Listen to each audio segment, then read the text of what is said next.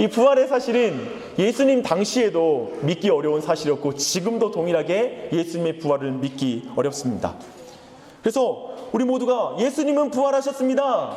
예수님이 묻히셨던 그 무덤이 비어 있습니다. 이 빈 무덤이라는 소식을 들었을 때 우리 중 누구도 그 사실에 대해서 아멘, 난 정말 믿어요 라고 고백할 수 있는 사람은 없을 것입니다. 그래서 그에 대한 반응은 매우 다양합니다. 그래서 특별히 우리가 이제 사복음서에서 마태, 마가, 누가, 요한 이 사복음서에서 특별히 우리가 참 이해 안 되는 건 뭐냐면 예수님의 부활에 대해서 조금씩 다르게 기술하고 있다는 것이죠. 쓰고 있다는 거죠. 그래서 사람들은 그것을 도리어 부활이 틀렸다, 부활은 꾸며낸 거야 라고 사람들이 고발하고 그리고 사람들이 비난하는 빌미거리를 주고 있다, 도리어 부활하지 않았다는 증거로 사람들이 사람들이 사용하는 그런 기록이기도 합니다. 하지만 사복음서의 내용들이 이렇게 예수님의 부활에 대해서 다르게 이렇게 설명하고 있는 것은 매우 의도적인 이유 때문에 그렇습니다. 사실은 예수님의 부활은 단순하지 않습니다. 매우 복잡한 사건이었고 그렇기 때문에 이 사복음서는 이 모두를 다 일일이 기록하는 게 목적이 아니라 예수님이 부활하신 사건을 어떤 의도를 가지고 취사하여 선택해서 기록하고 있고 우리는 복음서를 예수님의 부활에 대해서 그 성경이 기록한 의도대로 읽는 것이 바른 의도이죠.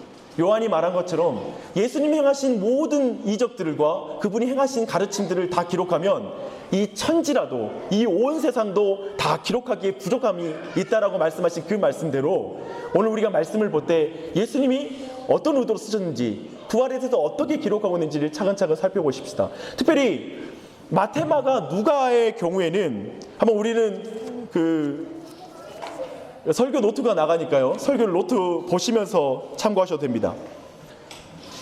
공관복음이라고 말하는데요. 마태와 마가의 누가 어떤 동일한 관점을 가지고 같이 공유하는 자료를 가지고 기록된 성경이죠.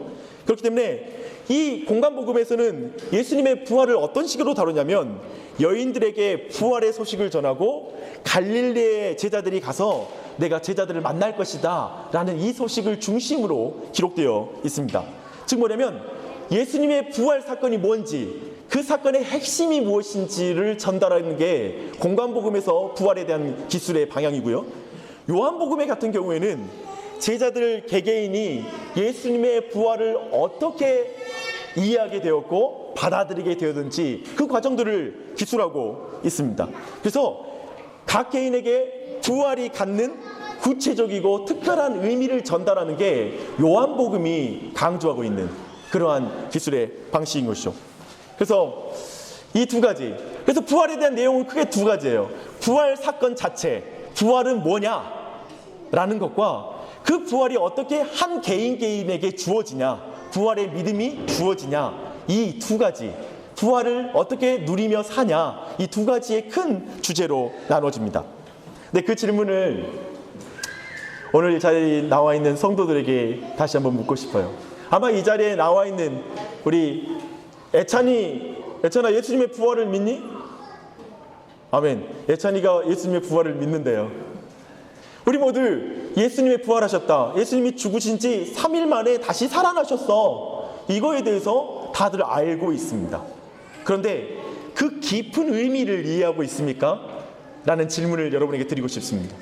두 번째는 뭐냐면 여러분 모두 교회에서 주일날 이렇게 나와서 모든 사람들이 부활을 믿는다고 그러니까 나도 믿어 라는 차원이 아니라 여러분은 부활을 향한 믿음이 여러분의 신앙이 되었습니까? 여러분이 죽을 것 같은 죽음의 모든 두려움을 이기는 부활의 능력을 여러분이 소유하고 있습니까? 실질적으로 여러분이 부활의 신앙을 가지고 있습니까? 여러분 혹시 그 부활의 믿음을 어떻게 가졌습니까? 라는 질문, 이 두 가지 질문이 고스란히 성경이 기록된 이 부활에 대한 기록들이 이 두 가지에 대해서 대답하고 있다는 사실입니다. 그래서 오늘 그 부활의 기록들을 제가 좀 어쩌면 시간적으로 예수님의 부활에 대한 이야기를 그 상황 속으로 들어가서 말씀을 나누기 원합니다. 다 함께 우리가 특별히 부활에 대해서 배우는 기회가 많지 않은데 오늘 이 시간에 그 이야기 속에 같이 들어가도록 하십시다. 마이크가 끄졌어요? 네. 죄송합니다. 네.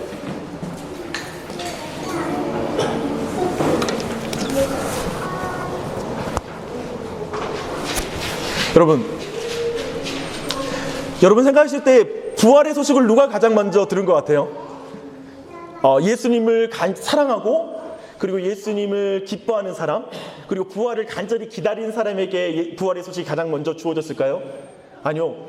제 성경을 전체적으로 마태, 마가, 누가, 요한 전체를 살펴봤을 때 예수님의 무덤을 지키던 군병들, 즉 예수님이 살아계실 때 예수님께서 3일 만에 부활하신다고 늘 말씀하셨기 때문에 그 사실을 잘 알고 있었던 대제사장과 그 장로들이 빌라도에게 가서 혹시 그 제자들이 시체를 훔치고 나서 예수님이 부활했다고 거짓말을 퍼뜨리면 이제 더 심각한 문제가 발생하게 될 것입니다 라고 말하여서 군병들, 그 무덤을 지키는 군사들을 보내주어 그 무덤을 지키고 있었죠. 근데 바로 그들에게 예수님의 부활의 사실이 가장 먼저 드러났다는 사실입니다. 아마도 이 여인들은 오늘 새벽 미명에 특별히 그 예수님께 지금 장례를 위해서 그 몸에 기름을 바르기 위해서 갔다고 말하는데 그 여인들이 이 사실을 먼저 본 게 아니라 그 군병들이 먼저 본 것으로 보입니다. 왜냐하면 이 여인들이 도착했을 때 빈 무덤을 보고 두려워했다고 다른 성경에서는 기록하고 있습니다. 그곳에서 특별히 또한 경비병들과 부딪혀서 문제가 일어난 그런 부분이 기록되어 있지 않아요. 성경 그런 것에서 침묵하고 도리어 이 여인들은 빈 무덤을 보고 두려워하고 그 가운데 예수님의 어떤 구원의 그 부활의 소식을 듣게 되는 것이죠. 근데 여기서 질문이 있습니다. 예수님을 신실하게 따른 자가 아니라 십자가에 못 박은 자에게, 그 군병들은 구체적으로 예수님을 못 박은 일에 기여한 사람들일 텐데요, 그들에게 예수님이 자신의 부활을 가장 먼저 알리셨죠. 그 부활을 부인하기 위해서, 예수님의 부활을 부정하기 위해서 막아선 자들, 눈을 부릅뜨고 얼마나 피곤했겠어요. 이틀 밤 동안 그들이 정말 예수님의 부활을 정말 그 부인하기 위해서, 막아서기 위해서 그 무덤을 지키고 있는 자들이잖아요. 얼마나 피곤했겠어요. 근데 그들에게 하나님은 부활하심을 가장 먼저 드러내십니다. 이 사실 자체는 지금 성경은 부활이 부인할 수 없는 사실이라는 것을 가장 먼저 드러낸 것입니다. 오늘날에도 하나님께서는 하실만 하시거든 가장 예수님을 부정하고 하나님 눈에 보여주면 믿을게라고 말하는 사람에게 그분은 자신을 가장 먼저 드러내실 수 있는 분이십니다. 동일하게 지금 성경 또한 가장 먼저 그 군병들을 드러내고 있는 것이죠. 사실은 오늘 성경의 말씀 보면 천사가 그 무덤을 막은 돌을 굴려냈을 때 그 자리에 그 군병들은 죽은 자같이 얼어붙었다고 말해요. 죽은 자같이 되었다라고 성경은 말하고 있습니다. 맞습니다. 이 부활하신 예수 그리스도 앞에, 하나님 앞에 하나님을 대적하는 자, 부활을 막아선 자가 죽은 자같이 된 것이죠. 근데 그들 중에 일부가 이제 대제사장들에게 가서 이 사실을 알립니다. 사실은 매우 위험합니다. 군병들이 누군가를 지켰을 때 어떤 감옥에서 감옥 간수든지 어떤 사람이든지 군병들이 자신이 맡은 일을 하지 못할 때 그들에게는 굉장히 엄청난 막중한 어떤 형벌이 주어지게 되거든요. 그런 의미에서 그들 중에 일부만이 용기를 내서 아무튼 지금 사실을 빨리 알리러 간 거예요.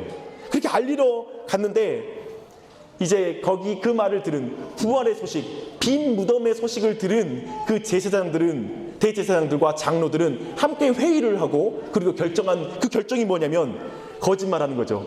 그의 제자들이 몰래 우리가 잠들었을 때 와서 예수의 시체를 가져갔다라는 사실을 이제 이스라엘 사람, 이제 예루살렘 성에 있는 사람들에게 알려라. 그러면 내가 그 보상으로 많은 액수의 돈을 보상해 주는 것이죠. 사실은 그 돈은 굉장히 좋은 당근이죠. 지금 어마어마한 일이 벌어졌는데 예수의 시체가 없어진, 그리고 부활했다, 천사를 봤다라고 말하는 이상한 소식을 그들이 듣고 나서 한 행동에서는 이 엄청난 돈을 주는 것은 당근인데, 한편으로는 이 사실이 나중에 총독에게 알려지면 총독은 이 군병들에게 아까 말했던 대로 어떤 굉장히 극단적인 경우에는 그들이 사형을 당할 수 있는 그런 형벌이 기다리고 있어요. 그렇기 때문에 당근과 채찍을 동시에 사용하는 거예요. 은근히 위협하는 거예요. 돈을 주면서 이 돈 먹고 좀 내가 시키는 대로 해. 그러면서 살짝 이렇게 웃다가 얼굴이 싸늘해지면서 알지? 총독에게 이 사실을 알려주면 잘 말해줄게. 내 말대로 해라. 이렇게 지금 알리는 장면입니다. 지금 성경은 예수님의 부활의 소식 앞에 이 첫 번째 이 부류, 이 예수님의 부활을 부인하고 막아서고 그리고 그 부활의 소식 앞에서도 정말 이 거짓 가운데 악의가 가득 찬 가운데 그 부활의 소식을 또 왜곡하려고 하는 이 제사장과 이 장로들, 이스라엘의 장로들, 이걸 통해서 뭘 말하려고 하는 것일까요? 성경이 이걸 말하는 것입니다. 인간의 악함, 수단과 방법을 동원하여서 어떤 방법을 통해서라도 진리를 거스르겠다라고 말하는 이들의 어떤 인간의 악함을 계속해서 보여주는 것입니다. 우리는 일반적으로 이런 말 하잖아요. 오늘날에도 하나님 직접 나타나면 내가 믿겠습니다. 내 안에 이런 문제가 있는데요, 이 문제가 고쳐지면, 내 아이의 병이 고쳐지면, 내 아이가 좋은 대학교 들어가면 내가 제대로 믿겠습니다. 하나님 그렇게 좀 우리 아이가 공부를 하나도 안 했는데 100점 맞는 역사가 일어나면 내가 하나님 믿겠습니다. 마치 우리에게는 그런 식으로 하나님의 놀랍고 초자연적인 기적을 경험하면, 꿈속에 나타나면 내가 그분을 향한 믿음을 갖겠습니다. 그러면 당연히 믿을 수 있다라고 생각을 해요. 우리는 그런 역사를 보면. 아니요, 지금 성경이 말하는 건 예수님이 부활하셔서 천사가 눈앞에 보이고, 그리고 그들이 무덤을 지키라고 해서 그 무덤을 지켰던 그 빈 무덤, 그 무덤에 예수의 시체가 사라지고 하는 이 모든 걸 봐도 믿지 않는다라는 거예요. 도리어 그 부활하신 소식을 왜곡하는 게 인간의 본성이라는 거예요. 왜 그럴까요? 근본적으로 인간은 자신이 믿고 싶은 것만 믿습니다. 그렇죠? 이 자리에 있는 사람들 모두가 사실은 자신이 믿고 싶은 것만 믿어요. 인간의, 사실은 어쩌면 제가 또 한 가지 이 제사장들의 더욱더 회개할 수 없는 마음의 상태는 어떤 마음이냐면, 자신들의 불신앙과 무지, 그리고 자신들의 악한 결심, 그 고집 가운데 예수를 죽였거든요. 자신이 죽였던, 그 예수를 죽였던 사실 자체를 자기가 부정하는 것, 거기로부터 돌이키는 것이 죽어도 싫은 거예요. 자기가 했던 어마어마한 일이 이제 어마어마하게 큰 죄로 돌아오는, 하나님을 위한 일이라고 생각했던 것이 하나님을 죽였던 일이라고 생각되는 것을 부인하고 싶은 거죠. 근본적으로 예수 그리스도의 부활을 믿지 못하는 사람은 예수 그리스도의 십자가의 사랑도 믿지 못하는 사람입니다. 더 앞으로 내가 죄인이었다는 사실에 대해서 믿지 못하는 것이죠. 그렇기 때문에 예수님의 십자가도 믿지 못하고, 십자가를 믿지 못한 사람이 어떻게 부활을 믿는단 말입니까? 이 모든 연속 속에 있습니다. 인간의, 그래서 근본적으로 오늘 이 본문에서 이 군병과 제사장을 통해서 보여주시는 성경의 가르침은 무엇이냐면, 인간의 지혜와 힘으로는 도저히 부활을 믿는 믿음을 가질 수 없다는 거예요. 여러분 안에 지금 부활을 얻는 믿음, 부활에 대한 믿음이 없는 것 때문에 고민이십니까? 근본적으로 그 믿음은 사람이 만들 수 없는 믿음이에요. 경험을 하면 믿을 수 있다고요? 아니요, 경험으로도 만들 수 없어요. 저희 아버님이 우리 아내랑 결혼하는 해 후두암을 앓고 후두암 수술을 하셨어요. 후두암이라는 게 이제 성대 자체를 제거하는 수술이잖아요. 그래서 그대로 지금도 아직 말씀을 못 하시는데요. 근데 그걸 제거하고 나서 우리 아버지가 술을 끊고 그렇게 좋아하던 담배를 끊으시더라고요. 담배야 이제 더 이상 필 수 없겠죠. 근데 술을 또 끊으시더라고요. 그리고 교회를 나가기 시작하셨어요. 근데 결과적으로 지금은 술과 교회를 안 나가세요. 근데 병원에 계실 때 복음을 전하고 아버지에게 정말 다짐을 받고, 정말 아버지가 엄청 겸손한 상태, 인간의 가장 겸손한 상태는 죽을 병에 걸리면 그렇게 겸손해져요. 근데 그 상태로 이제 교회를 계속 다니실 것 같고 복음을 완전히 받아들인 것 같고 하는 그런 분이셨는데, 또 이제 이제 완쾌되고 이제 수술 받고 돌아오셔서 이제 어느 정도 거동하시고 이제 기계를 통해서라도 어느 정도 자신의 의사를 표현하시고 하시는 과정 속에 그분이 결국에는 교회를 다시 안 나가시고 이 술을 또 마시기 시작하시더라고요. 제가 그러면서 배운 건 뭐냐면, 정말 믿음이란 건 자식이 목사여도 가질 수 없는 것이고, 부모가 목사여도 내가 가질 수 없는 것이 믿음이다. 부활을 얻는 믿음이라는 것은 근본적으로 어떠한 사람도 줄 수 없는 믿음이다. 오직 하나님만이 주시는 믿음이다 라는 사실을 보게 됩니다. 하나님만이 주시는 이 부활의 믿음이 우리의 자녀들과 여러분 모두에게 있고 그것이 우리의 신앙이 되는 복을 받기를 바랍니다. 근데 이제 두 번째 살펴볼 사람들이 있습니다. 이제 이 부활의 소식 앞에 이 여인들과 제자들입니다. 안식 후 첫날 새벽 미명에 무덤을 찾아간 여인들. 여러분 한번 생각해 봐요. 새벽 미명이라고 성경은 말하고 있어요. 저 여기 있어도 괜찮은데요. 기본적으로 여기 올라오는 다 앞으로 이제 설교자가 될 것이기 때문에 성경 강해자나 그리고 성경을 가르치는 사람이 될 거기 때문에 믿음이 있어요. 우리 생각해 보십시다. 안식 후 첫날에 새벽에 미명에 가는 여자들의 마음은 뭘까요?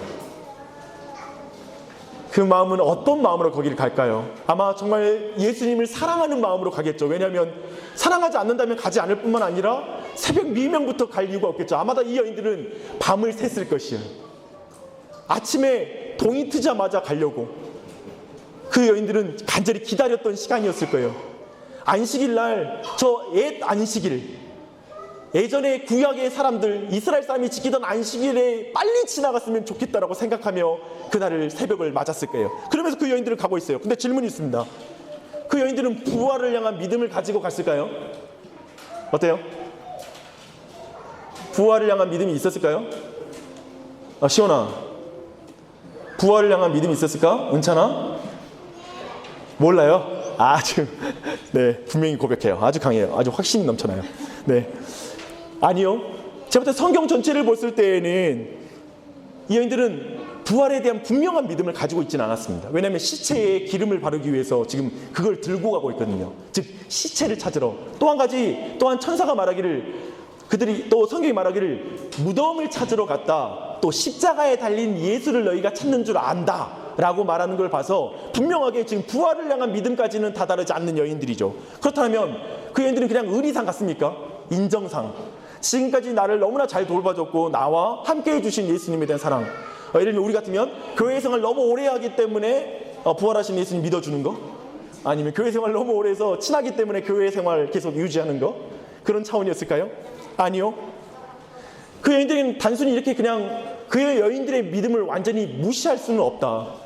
부활에 대한 믿음이 없다고 해서 완전히 무시할 수 없는 것은 왜이냐면 그들은 여전히 시리에 빠졌지만 여전히 예수님에 대한 믿음을 가지고 있는 여인들인 거예요. 마치 여러분 기억하시죠? 그 예수님의 장례를 예비했던 그 여인, 옥합을 깨뜨렸던 한 사람의 1년치 인건비에 해당하는 수천만 원짜리, 그런 여러분 수천만 원짜리 향수 가지고 계시면 계세요? 오늘날에도 상상할 수 없을 뿐만 아니라 이 당시에도 이 수천만 원에 달하는 이 항우 옥합을 깨뜨릴 정도였잖아요. 그렇다면 그 여인들 안에도 어떠한 믿음들이 분명하게 있었다는 사실입니다. 그렇지만 부활에 대한 믿음까지는 아니었던 것이죠. 그들은 여하튼 무덤을 보러 갔다고 성경은 말하고 있습니다. 네, 여기에 이 사실에 대한 어떻게 그러면 그 여인들의 어떤 마음의 상태를 좀 더 이해할 수 있다면 제가 여러분들에게 좀 다가오는 표현을 하고 질문을 드리고 싶습니다. 여러분 오늘 부활하신 주님의 날을 기념하는 부활의 날, 사실 매주가 부활절이죠. 부활의 날에 여러분 모두는 교회에 나와 있습니다. 지금 이 자리에 모두가 나와 있죠. 얼마 만에 교회에 나왔는지 나는 모릅니다. 여러분이 얼마나 믿음 생활을 잘 하다가 이 자리에 나와 있는지 저는 잘 모릅니다. 하지만 여러분 질문하고 싶습니다. 여러분의 마음은 어떻습니까? 여러분은 이 자리에 무엇을 보러 왔습니까? 왜 교회에 왔습니까? 무덤을 보러 왔습니까? 좋은 선생님을 만나기 위해서 왔습니까? 윤리적인 가르침을 주는 도덕교사인 예수를 만나기 위해서 왔습니까? 그저 종교라는 거 하나쯤은 내 삶에 있으면 좋으니까 하는 마음으로 이 자리에 나와 있습니까? 우리 모두가 대부분 주일날 교회에 나오고 이 시간 이 자리에 있으면서도 우리 모두는 그저 내가 보고, 즉 죽음이 죽음으로 끝난다는 세상의 지식과 같이 그저 인생이 내가 생각하는 인생과 종교에 대한 관점을 가지고 이 자리에 나와 있을 수 있습니다. 어쩌면 시대에 가득 찬 마음으로 그저 위로만 받기 원해서 이 자리에 나와 있는 사람도 있을 수 있을 거예요. 그저 내 삶의 문제 하나쯤만 해결해 주면 된다고 생각하고 나와 있을 줄 몰라요. 그러나 단순히 그렇게 와 있지도 않아요. 또 한편은 예수님을 사랑하는 마음도 있어요. 무뎌진 마음, 예수님을 작게 생각하는 마음도 있는 반면에 또 크신 하나님을 만나고 싶은 마음으로도 이 자리에 나와 있어요. 사랑하는 여러분, 전 여러분이 오늘 이 시간 가운데 매 주마다 부활하신 예수 그리스도를 만났으면 좋겠습니다. 무덤만 찾으러 오는 게 아니라, 죽은 사람을 찾으러 온 게 아니라, 좋은 예수, 좋은 선생의 예수를 찾으러 온 게 아니라, 죽음을 깨뜨리신 예수 그리스도, 부활하신 예수 그리스도, 나 또한 이 자리에서 그분을 만나고 기쁨으로 바뀔 수 있다. 내 인생 또한 죽음 가운데 큰 돌이 굴려져서 빠져나올 수 없는 인생이 아니라 부활하신 예수님을 통하여 놀라운 변화를 경험할 수 있다라는 믿음, 그 믿음이 주어지는 매주 예배가 되기를 축복합니다. 그런 은혜 받기를 바랍니다. 근데 여하튼 이 여인들의 마음의 심리의 상태를 여러분이 잘, 우리와 어쩌면 동일한 자리였다는 사실을 기억하며 계속 나아가십시다. 근데 이 여인들에게 근심이 있었어요. 어떤 근심이 있었냐면, 무덤에 지금 향료를 가지고 가는데 그 무덤에 돌을 굴릴 사람이 없는 거예요. 왜냐하면 그 돌 자체가 굉장히, 그 아리마대 사람 요셉이 말하기를, 그 기록에 보면 아주 무거운 돌이라고, 큰 돌이라고 그러거든요. 그러니까 이 큰 돌은 여자들 몇 명이 굴릴 수 있는 게 아니죠. 쉽게 말해서 이런 의심을 할 수 없는 거죠. 이 본문에서, 아, 여자들이 예수의 시체를 빼돌려서 부활했다고 말한 거야 라고 말할 수 없는 것, 성경 자체가 지금 여자들로서는 도저히 굴릴 수 없는 크기의 돌이었다고 지금 명백하게 밝히고 있는 거예요. 근데 저는 이런 장면 볼 때마다 도대체 남자들은 어디 갔는가 라는 그런 막 이렇게 재밌는 생각이 들어요. 생각해봐요. 지금 이 여자들이 돌을 굴릴 걸 근심하며 가는 거예요. 근데 이 믿음의 쉐들은 어디 간 거예요? 이거? 믿음의 쉐들, 이놈의 새끼들 어디 가가지고 다 지금 숨어 있어가지고, 제자들 말이에요. 그렇죠? 오늘날에도 이 현상이 동일하게 반복되고 있잖아요. 선교사님들 여성들이 너무나 독신이 많다라는 거, 믿음의 남자들이 없어요. 결혼하실 분이 없어, 그분들과. 전혀 분위기 굉장히 어두워요. 여러분 다 결혼했다는 거죠. 굉장히 안정감이 있어요. 이런 말 하면 청년들이 굉장히 깊이 공감해요, 자매들이. 근데 우리는 다 했으니까 굉장히 안정감 느끼고 있어요. 근데 이 돌은 누가 굴렸냐면 주의 천사들이 굴렸다라고 말합니다. 여인들은 이렇게 말했거든요. 누가 우리의 이 무거운 돌을 옮겨주지? 근데 그 돌은 천사가 옮겨줍니다. 성경 말하기를 땅이 진동했다고 말해요. 이 부활은 어마어마하게 큰 변혁을 예고하는 사건이라는 걸 보여주는 것입니다. 흔들리지 않을 것 같은 땅이, 그리고 돌이 깨졌다고 그래요. 결코 깨지지 않을 것 같은 모든 견고한 것들이 깨진 거예요. 그리고 이 천사는 눈과 같이 흰 옷을 입고 왔다고 그래요. 바로 신령한 존재이죠. 근본적으로 이 모든 돌을 굴리는 사건과 이 부활의 사건은 하나님이 행하신 일이라는 것을 가리키고 있는 것입니다. 이렇게 돌을 굴리신 그 이유, 그냥 예수님이 돌을 굴리지 않고 나올 수 있잖아요. 근데 돌을 굴리신 이유는 뭘까요? 그리고 이 여인들에게 와서 봐라, 이 빈 무덤을 봐라라고 이 말하는 그 이유, 여인들의 눈을 교정해주고 있습니다. 지금 그 여인들은 십자가에 못 박힌 예수만을 보고 있거든요. 찾고 있거든요. 그들은 부활하신 예수님을 상상할 수 없었거든요. 그래서 다른 성경에 보면 예수님께서 곁에 갔어서 말씀하시는데, 이 여인들이 동산을 지키는 동산지기인 줄 알았다고 말해요. 즉 예수님이 부활했다고 생각을 하지 못하기 때문에 예수님의 음성을 알아듣지 못하는 거예요. 오늘날에도 그런 일이 벌어져요. 교회 안에서 도저히 예수님이 이 자리에 계신다고, 나를 사랑한다고 믿지 못하기 때문에 음성이 안 들리는 사람들이 교회 안에도 많이 있죠. 동일한 일이 반복되었던 거예요. 그 여인들의, 이제 이 천사가 그 슬픈 여인들의 마음을 어루만집니다. 동시에 기쁜 소식을 전해줍니다. 예수님은, 너희가 찾는 예수님은, 무덤 가운데 찾는 예수는, 죽은 시체로 찾는 예수는 다시 살아나셨다라고 말씀해 주십니다. 빈 무덤을 보이시고 주님의 부활이 명명백백한 사실임을 분명하게 주지시켜 줍니다. 누우셨던 곳을 보라 라고 말씀하셔서 또 확인해 주십니다. 네, 효과음 좋죠. 부활하셨다는 걸 알려주는 편안하게 생각하십시오. 부활하신 주를 볼 수 있는 시야를 열어주되 그 여인들은 결코 예수님이 그리워서 헛것을 본 것이 아니라 그 여인들 또한 부활을 믿지 않았으나 예수님이 보여주셨던 것을 통해서 부활이 명백한 사실임을 분명하게 드러내고 있습니다. 거대한 돌, 잘 생각해 보세요. 성도님들, 저를 한번 보실까요? 이번 주에 여러분 계속해서 우리 큐티 말씀 묵상하셨죠? 마태복음 쭉 보면은 뭐가 특징적이에요? 거대한 돌 안에 무덤을 팠다. 군병들이 굳게 지켰다. 돌을 굴려놨는데 또 임봉을 해요. 그냥 그것을 그냥 봉해버리는 거예요.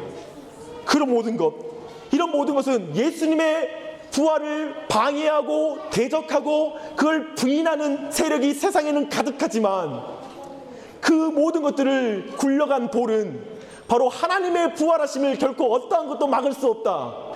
세상의 어떤 권세도 막을 수 없다. 도리어 그렇게 임봉하고 돌 안에 들어가 있고 하는 모든 사실이 도리어 예수님의 부활이 분명한 사실이다.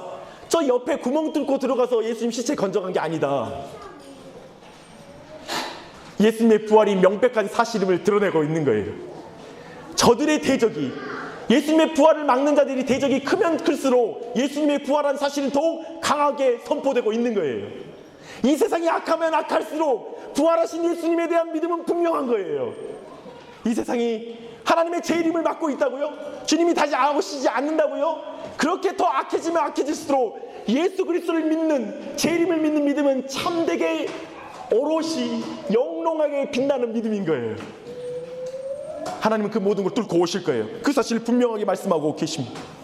이 모든 것은 오직 하나님이 행하신 부활임을 드러내고 있습니다. 아멘.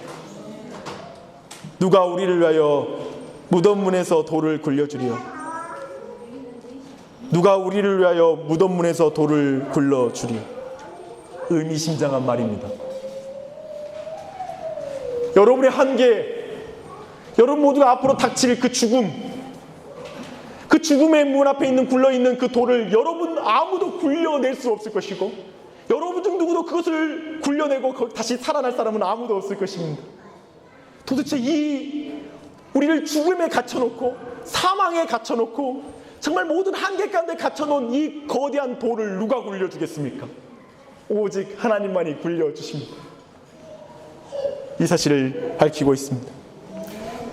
사실 이 여인들은 큰 은혜를 받은 자들입니다. 저 군병들과 다르게 이 여인들이 받은 은혜는 뭐냐면 구체적으로 천사가 설명해 준다라는 거예요. 오늘날에도 동일해요. 부활의 사실을 교회 안에서 구체적으로 설명을 받는 사람이 있고, 저 밖에서 TV 한번 보고 크리스마스 특집 영화 한 편 보면서 부활은 다 거짓말이야, 그 부활에 대한 사실에 대해서 설명을 한 번도 듣지 못하는 자가 있겠죠. 이 시간, 이 저녁에도, 이 아침에 여러분 모두가 이 부활의 사실을 자세하게 설명을 듣는 것이 은혜임을 믿으십시오. 바로 그 은혜를 받은 것입니다. 그리고 이 여인들에게는 구체적으로 명령이 주어집니다. 바로 제자들에게 가서 부활의 소식을 알리고, 그리고 갈릴리로 가서 부활하신 예수님을 만나도록 그 명령을 구체적으로 내리는 것이죠. 이 소식을 제자들이 듣습니다. 근데 질문이 있습니다. 저는 왜 예수님이 제자들에게 갈릴리로 가라고 하실까? 로마로 가서 만날 수 있잖아요. 야, 나 부활했어. 그러니까 이제 로마부터 접수하자. 로마로 총진격. 이 세상의 중심, 저 심장부를 깨뜨려 버리자 라고 하지 않으시고, 저 총구석 갈릴리로 모여 우리 다시 시작한다 라고 말씀하는 거예요. 왜 갈릴리일까? 그들은 갈릴리로 돌아가며 예수님과 함께 걸었던 그 길을 걸어가며 무슨 생각을 했을까? 한번 여러분이 한번 생각해 보십시오. 근데 이 사실을 좀 도울 수 있는 생각이 있습니다. 그들이 어떤 마음이었을까? 우리 16절 말씀 봐봐요. 28장 16절 17절 말씀입니다. 11제자가 갈릴리에 가서 예수께서 지시하신 산에 이르러 예수를 배웠고 경배하나 아직도 의심하는 사람들이 있더라. 그들은 순종했어요. 그래서 저 먼 갈릴리 산까지 갔어요. 땅까지 갔어요. 그런데 예수님 또 경배해요. 경배하는데 또 뒤에 따라오는 게 우리가 이해할 수 없는 거예요. 의심하였다. 그 가운데 의심하는 사람들이 있더라라고 말하고 있습니다. 이 부분, 의심하는 사람들이 있더라는 본문에 있어서는 우리가 약간 해석하기 까다로운 게 있는데요. 그중 일부가 의심했는가? 다 여러 사람 믿는데, 아니면 모두가 두 마음을 가지고 있는가 하는 것이죠. 사실은 이 성경 전체를 볼 때 두 마음을 가졌다, 도리어 두 마음을 가져서 보는 것이 자연스럽습니다. 지금 그 자리에 나와 있는 모든 제자들 안에 한편은 예수님을 경배하고 순종도 했어. 그런데 그분의 부활은, 이분이 정말 부활이 하신 분이야 라고 미심쩍어 하는 그 마음이 계속 있는 거예요. 근본적으로 이 모든 건 뭘 말해줍니까? 단순히 부활을 믿지 못하는 그 믿음이, 미심쩍어 하는 그 믿음이 저 대제사장들에게만 있는 게 아니라 제자들에게도 동일하게 의심이 있었다라는 거예요. 그 온전히 믿지 못하는 마음이 있었다는 사실을 보여주고 있습니다. 제자들 스스로도 자신의 실패하는 자리, 자신이 넘어졌던 그 믿음의 고백들에 대해서 아직 헤어나오지 못하는 자리에 있는 것입니다. 그들도 부활하신 주님을 믿고 그 인생을 드리는 것이 본성상 안 되는 사람들이에요. 여러분, 부활하신 예수님을 믿고 그분께 여러분의 인생을 드리는 게 본성상 되는 사람이 어디 있겠습니까? 잘 안 돼요. 그러나 그런 그들에게 위대한 명령이 주어져요. 그러므로 이제 너희는 가서 모든 족속으로 제자를 삼아 아버지, 아들과 성령의 이름으로 세례를 주고 하는 이 어마어마한 성경의 약속이 그 의심쩍어 하는 자들에게 주어진다는 사실이 뭘 말합니까? 이 의심쩍어 하는 사람이 당신 아닙니까? 지금 당신에게 이 위대한 명령을 준다는 의미는 뭡니까? 당신을 여전히 하나님이 사랑하고 계시다는 증거 아닙니까? 여러분을 붙잡고 계시다는 말씀이 아닙니까? 배신하고 실패하고 의심하는 제자들을 다시 일으켜 세우는 곳이 갈릴리입니다. 갈릴리로 가야 돼요. 처음에 그 장소로 가야 돼요. 자신들이 별 볼 일 없고 자랑할 거 없었던 그 자리로 돌아가야 돼요. 지금 갈릴리에 가야지만 이 회복이 있어요. 아무것도 없었던 그 자리로 돌아가 그들은 예수님을 만납니다. 갈릴리로 돌아가는 길에 제자들은 예수님을 떠올렸을 것입니다. 예수님 때문에 얼마나 행복했어요. 얼마나 그들의 가슴이 부풀러 올랐어요. 얼마나 그들이 꿈꿨던 미래는 강했습니까? 근데 그들 모두가 예수님을 배신하고 재와 같은 마음, 예수님을 위해서 죽겠다라고 고백했던 모든 고백은 사라지고 재밖에 돼버리지 않는 신앙 고백을 가지고 지금 그 자리에 나와 있거든요. 의심하고 앉아 있거든요. 여러분도 그렇지 않으세요? 신앙생활 오래 하고 어느새 첫사랑을 잊고, 사실 여러분에게 지금 남아있는 신앙의 고백은 뭡니까? 그분 앞에서 자신 있는 그 신앙 고백입니까? 아니면 정말 인생 살다 보니 더 재와 같은 나, 주님을 위해서 큰 성을 쌓겠다고 했는데 모래성과 같이, 홍수만은 만난 모래성과 같은 나를 볼 때가 얼마나 많이 있습니까? 그런 우리에게 주님이 명령하시는 것입니다. 로마가 아닌, 예루살렘도 아닌 갈릴리에서 그들의 사명을 회복시킵니다. 고귀한 직분을 회복시켜 주십니다. 그리고 그들에게 위대한 사명을 주십니다. 그 은혜가 우리 모두에게 있기를 바랍니다. 결국은 부활하신 예수님께서 하신 일은 뭐냐면, 성경을 따르면 로마 황제를 만나러 가지도 않았고 로마도 가지 않았고 제자들에게 집중돼 있어요. 즉 교회를 세우는 일 가운데 예수 그리스도의 부활의 사역이 집중되고 있어요. 그 교회란 우리이죠. 우리를 세우기 위한 사역 가운데 그분 나아갑니다. 이제 말씀을 요약하고 마무리하겠습니다. 칼과 몽치로 예수를 죽일 수 있다고 생각하는 세상, 부활도 틀어막을 수 있다고 생각하는 세상, 진리로 거짓으로 진리를 막을 수 있다고 말하는 세상,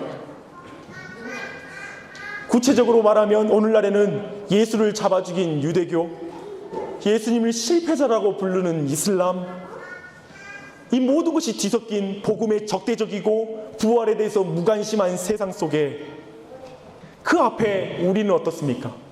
여전히 경배함에도 의심하는 교회, 부활하신 예수님이 아니라 여전히 무덤을 찾고 있는 교회, 주어진 하나님의 교회에서 여전히 세상을 찾고 있는 교회, 경건의 모양만 있고 부활의 능력은 맛보지 못하는 교회, 믿음의 능력을 상실한 교회. 근데 그런 우리에게 오늘도 예수님은 어떻게 말씀하십니까? 그런 우리에게 하나님의 명령은 주어지고 있습니다. 그런 우리에게 하나님의 말씀이 주어지고 있습니다. 그것이 은혜이죠. 불완전한 여러분에게 명령이 주어짐을 은혜임을 기억하십시오. 부활하신 예수님의 관심은 여러분을 세워 교회를 통해 일하시는 것이 그분의 관심인 것입니다. 그래서 사랑하는 여러분, 저는 저희 교회를 향한 이런 소망이 있습니다. 오늘 마지막 명령은 이 맥락에서 이어서 이해해 보십시오. 즉 뭐냐면 마지막 명령, 위대한 명령, 이걸 우리는 선교의 명령이라고 생각하고 있는데 그 위대한 명령의 근본적인 대상은 교회이고, 그리고 그 명령의 핵심적인 의미는 뭐냐면 부활하신 예수님의 통치를 받는 열망에서 살아가는 것이 교회라는 거예요. 부활하신 예수님의 통치를 받는 방법이 무엇입니까? 그건 이렇게 말합니다. 구체적으로 가르치는 것과 배우는 것을 통하여 이루어지는 나라인 것이죠. 부지런히 가르치는 것, 성경을 부지런히 배우고, 그리고 그 말씀을 부지런히 가르치고 배우고 행함으로 예수님의 다스림이 이루어지는 나라가 교회입니다. 그래서 교회는 성경을 부지런히 가르쳐야 합니다. 배워야 합니다. 그리고 교회는 세례를 베푸는 교회, 즉 뭐냐면 예수님과 함께 죽고 사는 교회, 그리고 근본적인 변화를 경험하는 것이 교회입니다. 표피적인 변화가 아니라, 종교 생활의 변화가 아니라 예수님을 만나고 근본적인 변화를 경험하는 교회가 되었으면 좋겠습니다. 예수님께서는 부활의 첫 열매가 되셔서 우리의 부활을 증거합니다. 그러니 부활하신 예수와 함께 나아가십시다. 갈릴리로 가십시다. 그리고 땅끝으로 나아가십시다. 마지막 고린도전서 15장 16절로 22절 말씀 다 함께 읽고 말씀 마무리하겠습니다. 다 함께 읽습니다. 만일 죽은 자가 다시 살아나는 일이 없으면 그리스도도 다시 살아나신 일이 없었을 터이요, 그리스도께서 다시 살아나신 일이 없으면 너희의 믿음도 헛되고 너희가 여전히 죄 가운데 있을 것이요, 또한 그리스도 안에서 잠자는 자도 망하였으리니 만일 그리스도 안에서 우리가 바라는 것이 다한 이 세상의 삶뿐이면 모든 사람 가운데서 우리가 더욱 불쌍한 자이니라. 그러나 이제 그리스도께서 죽은 자 가운데서 다시 살아나사 잠자는 자의 첫 열매가 되셨도다. 사망이 한 사람으로 말미암았으니 죽은 자의 부활도 한 사람으로 말미암는도다. 아담 안에서 모든 사람이 죽은 것 같이 그리스도 안에서 모든 사람이 삶을 얻으리라. 아멘.